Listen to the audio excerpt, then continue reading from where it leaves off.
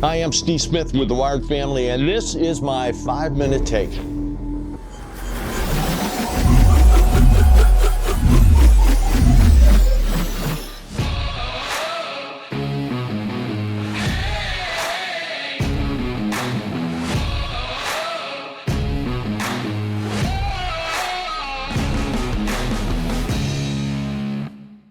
Now imagine your son, maybe between the ages of 13 and 17.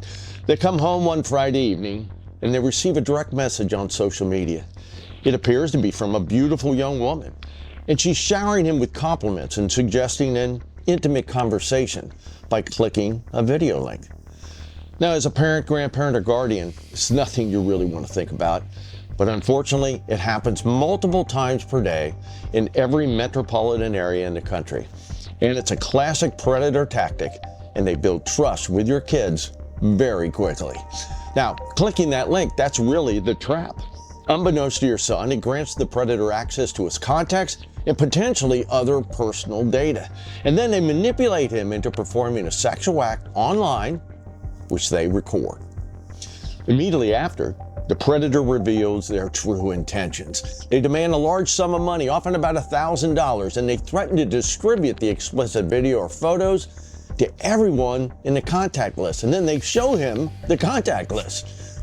The emotional and psychological impact, as you can imagine, it's devastating. And we've seen tragic cases where boys have taken their own lives due to the embarrassment, humiliation, and the incredible stress.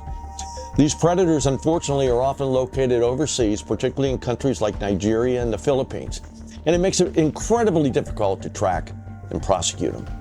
They exploit the anonymity of the internet and the vulnerability of your son. Now, if your son is a target, here's what the FBI recommends. First off, don't pay. Paying only encourages further extortion. Preserve the evidence. Take screenshots of all the messages, the profiles, and the links. Report immediately. Contact your local law enforcement and the FBI's Internet Crime Complaint Center, which you can find at ic3.gov. Provide support. Your son really needs your unwavering support. Avoid blame and focus on helping him through this traumatic experience. And believe me, I know a few couples have been through this with their sons. They've been incredible, and they really followed these steps, and ultimately it worked out for them. Have open communication. Talk to your sons about online safety, the dangers of sharing personal information, and the signs of online predators.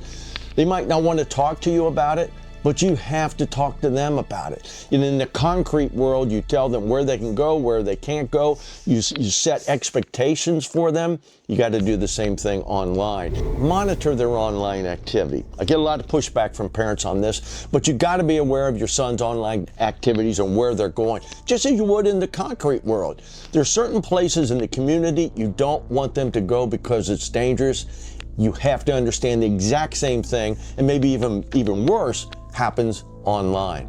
And consider using parental control software like Bark, Custodio, Circle, whatever's going to help.